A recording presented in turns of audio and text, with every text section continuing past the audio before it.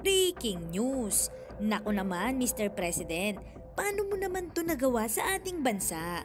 At grabing pera pala ang pinag-uusapan dito. Pangulong Bongbong Marcos, viral matapos mabuking ang kanyang mga galawan sa ating bansa. Paano ba naman kasi mga kababayan? Magtatatlong taon pa lang si PBBM pero grabe na ang nagsilabasang mga resulta ng kanyang mga di mabilang na ginawa sa ating bansa.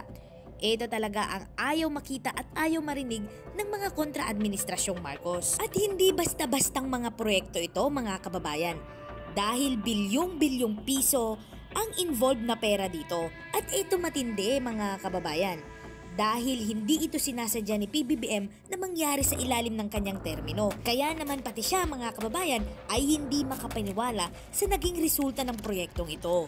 Kaya naman mga kababayan, wag na natin itong patagalin pa. Samahan niyo ko at sabay-sabay nating alamin ang maiinit na balita sa araw na ito.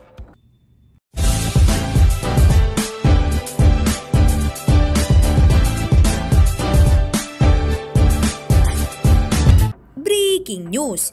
Ang komprehensibong diskarteng reclamation ng administrasyon ni Pangulong Ferdinand R. Marcos Jr. ay nagbunga ng mahigit 100 bilyong piso na kita para sa Philippine Reclamation Authority na nagpapahintulot sa ahensya na isulong ang kanilang mga proyektong nagbabago ng laro na naglalayong ibalik ang kagandahan ng landscape ng bansa. Sa ikalawang taon pa lamang ng termino ni PBBM noong 2023, ang Philippine Reclamation Authority ay nag-post na ng mga kita na nagkakahalaga lang naman ng 115 bilyong piso.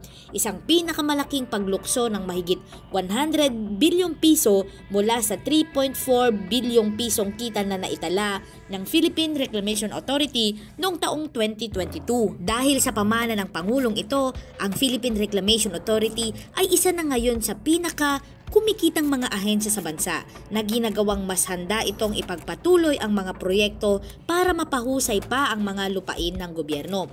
At dahil sa nakakasiglang pag-unlad nito, si Philippine Reclamation Authority Chairman Alex Lopez ay naglalayon ng mas mataas na layunin na tulungan ang Philippine Reclamation Authority na magdagdag pa ng mga assets nito sa 1.3 trilyong piso sa kanyang termino. Ngunit para makamit iyon, kailangang mag-subscribe ni Chairman Lopez sa magandang pagpaplano ng Pangulo na nagre-resulta sa magandang kita.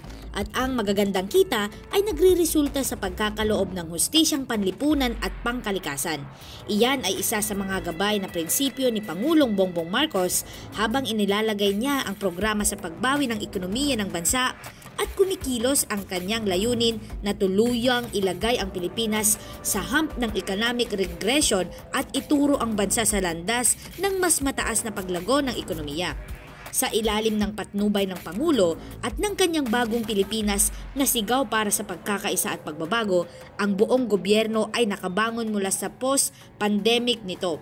Lalo na ang ahensyang namamahala sa panlipunang pag-unlad, pagpaplano at ng ekonomiya at ang infrastruktura. Ang utos ng Pangulo na ipagpatuloy ang kasalukuyang mga kita sa ekonomiya at ibalik ang landas ng pag-unlad sa bansa ay kaayon ng kanyang pangako na pagsasama-samahin ang mga mapagkukunan ng gobyerno upang makamit ang kanyang layunin na makamit ang pinakamataas na benepisyo at kaunlaran para sa lahat ng Pilipino. Kasama sa hangarin ito ang lahat ng reclamation projects sa Pilipinas. Ang Pangulo ay nagpasimula ng isang komprehensibong estratehiya tungo sa reclamation na kinakabilangan ng pagtutuos sa mga alalahanin sa kapaligiran, pagbabalanse ng mga benepisyong pang-ekonomiya at nagpapanatiling pag-unlad upang maprotektahan ang mga interes ng mga susunod na henerasyon. Samantala, sa iba namang balita, iniutos ni Pangulong Ferdinand R. Marcos Jr. ngayong araw sa Department of Health Secretary Teodoro Herbosa na tiyakin ang walang patid na paghahatid ng mga serbisyo ng Philippine Health Insurance Corporation o PhilHealth.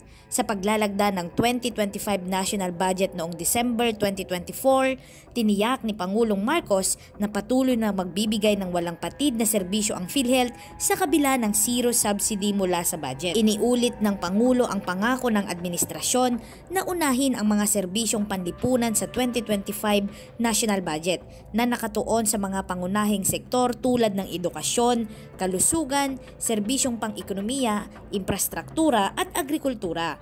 Sa pagpupulong ngayong araw, hinimok ni Pangulong Bongbong Marcos si Secretary Herbosa na ilipat ang focus ng DOH mula sa paggagamot patungo sa pag-iwas na idiniin sa an ounce of prevention is better than pound in cure. Binigyang diin din ni PBBM ang kahalagahan ng digitalization sa Department of Health upang mapahusay ang paghahatid ng serbisyo at kahusayan sa buong mamamayang Pilipino. Let me be very clear. I really wish sana naman yung mga nagko-comment tungkol sa PhilHealth subsidy, pag-aralan ninyo ng mas malalim-lalim at tignan naman ninyo. At ito ang guarantee ko. Napakasimple lang ang guarantee ko. Kahit may subsidy, kahit walang subsidy, kahit anong contribution, all of these issues, hindi mababawasan ang serbisyo ng PhilHealth. Hindi mababawasan ang bayad ng PhilHealth sa insurance claim. In fact, baliktad, padadamihin pa namin ang serbisyong ibibigay ng PhilHealth, palalakihin pa namin ang pagbayad sa insurance claims. So, I would like to just assure everybody, huwag niyong inaalala na mababawasan ang serbisyo kahit na kanino, para sa senior, para sa mga hirap, para sa middle class. Walang mababawasan kahit isang kusing. Quite the opposite. Dadagdagan natin yan in 2025, mas dadami pa ang magiging serbisyo na ibinibigay ng PhilHealth, mas lalaki pa ang magiging payment na ibibigay sa insurance claim. Kaya huwag po kayong mag-aalala, walang mawawala sa serbisyo ng PhilHealth. Mas pinapaganda pa nga namin ang pagpatakbo ng PhilHealth para mas marami pang maibibigay sa taong bayan. Alright? Mr. President.